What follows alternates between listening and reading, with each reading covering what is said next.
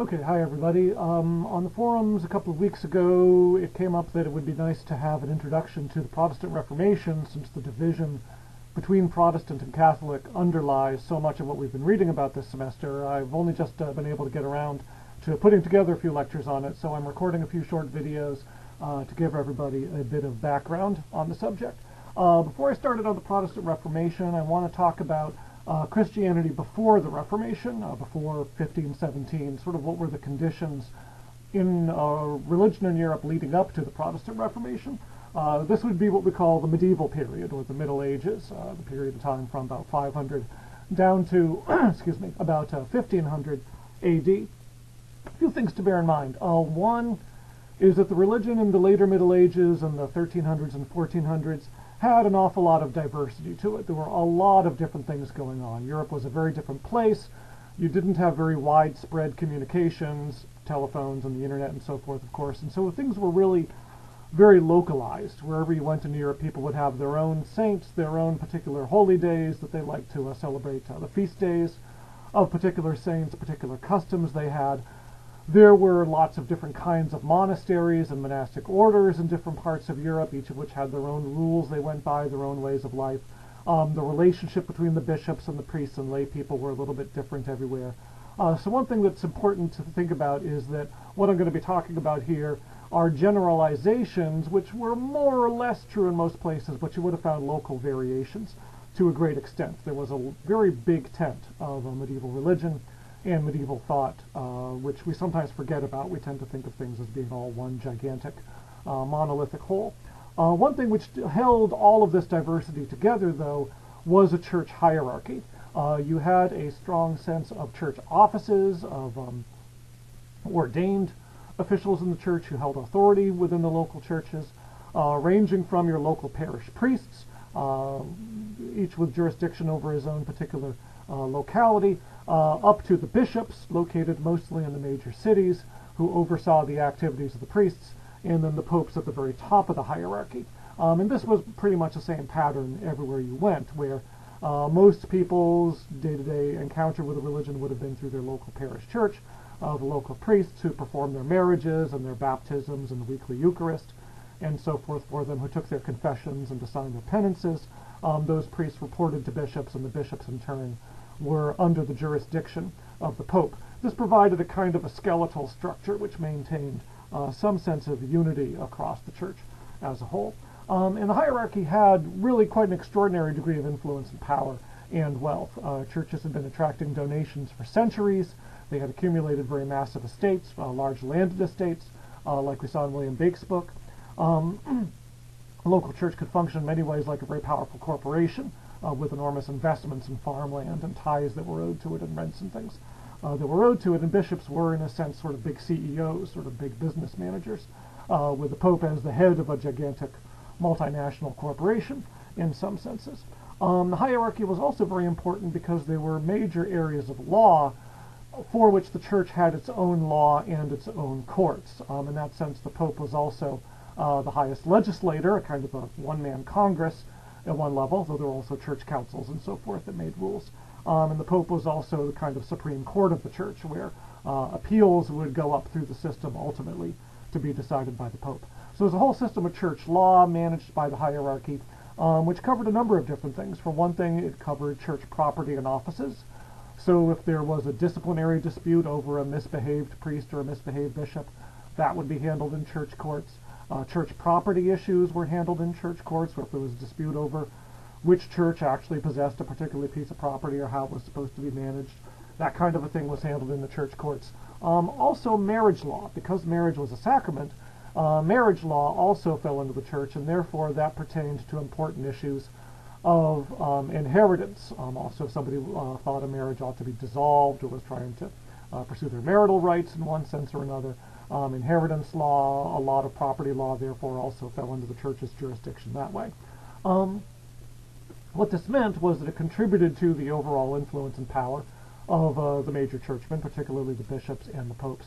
Made them very wealthy, made them very influential. In Rome, in a sense, was kind of like Washington, D.C. at a certain level, with the Supreme Court there and all kinds of major lawsuits, and petitioners and lobbyists all sort of flooding the city and throwing money around, trying to gain influence and trying to get favorable outcomes in their various suits.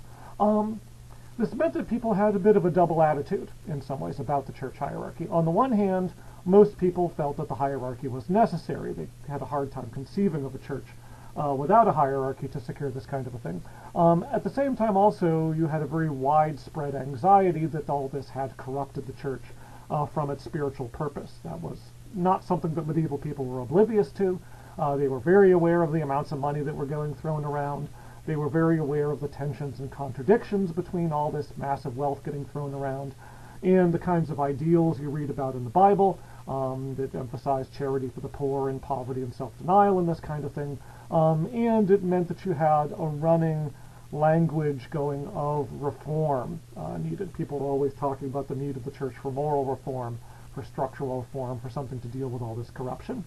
Very often when medieval writers engaged in apocalyptic scenarios, thinking of the coming of the Antichrist, almost universally they would have agreed that the Antichrist would have come in the form of a pope, which means that although people look to the Pope as the most powerful, influential churchman that you look to for leadership of the church, people also view the popes with suspicion. You know, is the Pope we have now the Antichrist or a prelude to the Antichrist? And that was a very widespread point of view. This long-standing tradition of reform and criticism of the church was built right into the power and influence of the church, and everybody was very accustomed to that.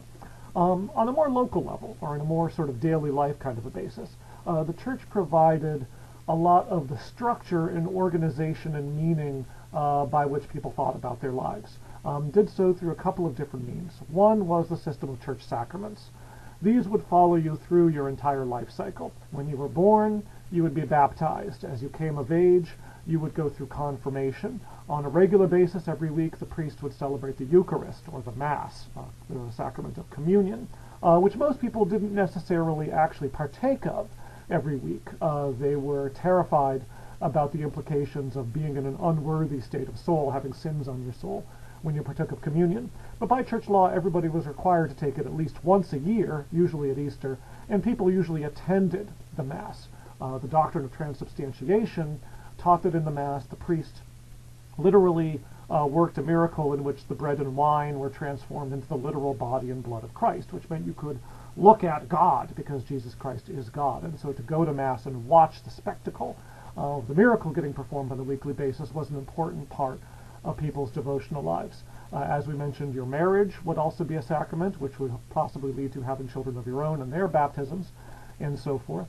And then also there would be the last rites as people approach death to prepare for their passage into the afterlife. And so the structure of sacraments kind of followed you through your whole life and provided a rhythm to life and a meaning for the major stages of rites of passage that you would go through as you went through life. The other way that the church structured people's lives in important ways was the church structured time. There was a church calendar. Easter and Christmas were the great major holy days in the spring and in the winter time. The sort of high holy days that people look to. Each of them was preceded by a period of preparation, Lent leading up to Easter, Advent leading up to Christmas, with sort of special religious devotions associated with each of them. And then the rest of the year, besides Sundays, was peppered with particular saints' feast days or church holy days, which commemorated various kinds of biblical events. So the presentation of Jesus at the temple became the holy day of Candlemas, things like that. So as you're going through your year on a regular basis, you're sort of moving from a holy day to holy day. You weren't supposed to work on the holy days. This provided a regular rhythm of days off from the back-breaking labor of the peasantry and so forth.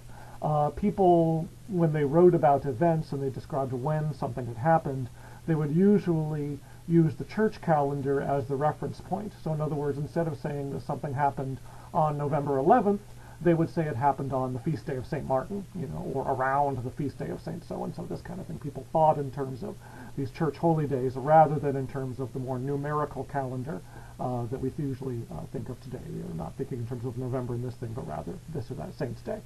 So that's sort of a very important dimension as well. Okay, so very important ways here where church life sort of provided the regular rhythm of life, meaning of life. And that's important because we sometimes, especially in modern society, which is so secular, we tend to think of here's society and people as a whole, and then here's the church over here, and that people would think of the church as something other than themselves. That's not necessarily actually the way people thought of it. The church was something that they belonged to, was an organization that you yourself were a member of, the way that modern people are members of their towns and their families. Church was just sort of part of a community that you had your membership in and felt a certain sense of belonging to. And that brings us in turn to the later Middle Ages in particular. One thing which you see happening is a lot more participation in the church by lay people. Prior to that, say if you were to go back to the year 1000 or 1200 or something, church had largely been a business for professionals, for priests and monks who conducted the various sacraments of the church or engaged in the prayers, people who had literacy and that kind of thing. And lay people, people who did not have ordinations, were mostly there as in a more passive role as observers. What you see happening in the later Middle Ages, literacy is on the expansion, towns are growing, they're getting more middle class, merchant class kinds of people, and they're starting to take more control of their own spirituality. You're starting to get books of devotions and prayer books written for lay people, sometimes even written in their own mother tongues rather than in Latin for them to use in order to say prayers and go through a daily cycle of devotions without having to go into a monastery or a nunnery or something like that. You also see another important phenomenon called the confraternity, like a fraternity at a college, but put the syllable con in front of it. A confraternity is a kind of a religious club. It might be for people who lived in the same neighborhood. Very often it would be for people who had a similar occupation. You might have a silversmith's confraternity or a leather workers confraternity, that kind of a thing. But the idea is you would have a club and the members would all pay dues into it, and those would be used for religious purposes for the members of the confraternity. So for example, it might serve to pay for funerals for the members. The funeral expenses would be paid for out of your confraternity dues, things like that. The bigger, wealthier confraternities, especially in towns, would actually pay for their own chapels with their own priests. If you go to Europe and visit a cathedral, you'll see that you have the sort of main body of the cathedral, and then around the edges of it you have all these little chapels branching off of the main cathedral. And those were usually each run by a confraternity who would pay for it and decorate it on their own, and they would very often hire their own priest. That priest would need to be approved of and ordained by the local bishop. They have to cooperate with the church hierarchy there, but because the confraternity has the people who are paying the bills for this priest, they get a lot more say and a lot more control over who they are and aren't going to hire for that job. And that means that they're going to bring in people who they feel confidence in, who they think are good preachers or morally upright members of the clergy, and they don't have to just sort of take whoever the bishop sends them, who might not necessarily be the best guy. So these confraternities and other forms of lay participation, you're getting a lot more ordinary people taking a much more active role, decision-making about what they want out of religion and what their standards are and what they want to pay for. That's a very important phenomenon setting up the Reformation. Finally, one other phenomenon, I mentioned the increase in literacy. There's a new technology coming along in the late Middle Ages. Right around 1450, a guy named Johann Gutenberg in Germany invents the printing press. And the printing press is very important because down to that time, books had been copied and produced by hand. You had to actually get parchment, which is especially sort of bleached and scraped down leather, to write the books on, and then you had a scribe, oftentimes a monk or some kind of a churchman, who would sit down at a desk with a pen and, with a master copy on one side and a blank sheet of parchment on the other, would write out his copy of the book. It was a very slow, painstaking process, very easy to make mistakes as the scribe gets tired, and meant the books were very expensive. Not very many people could afford them, and therefore literacy was very limited. If people had a new idea, wrote down a new book, that idea would circulate very slowly as the books got copied one by one by one, very slowly, passing around different people. The printing press is very different. Right about the same time, by the way, paper is being introduced from the Muslim world. So you're able to produce writing material a lot faster, and then you're able to print on it much, much faster. You can set up a plate of type, and then ka-chung, make a page, ka-chung, make another page, ka-chung, make another page. And in this amount of time it might have taken you under the old system to copy out a single book, you might produce 100 books or 1,000 books. Books became much more commonplace. They got to be much cheaper, and that meant that the ideas in the books could spread around much more rapidly. And this was also going to have a major impact on how the Protestant Reformation was going to go. Okay, we're right about the 15-minute mark, so I'll stop there, and in the next video talk about the Protestant Reformation and its beginnings itself.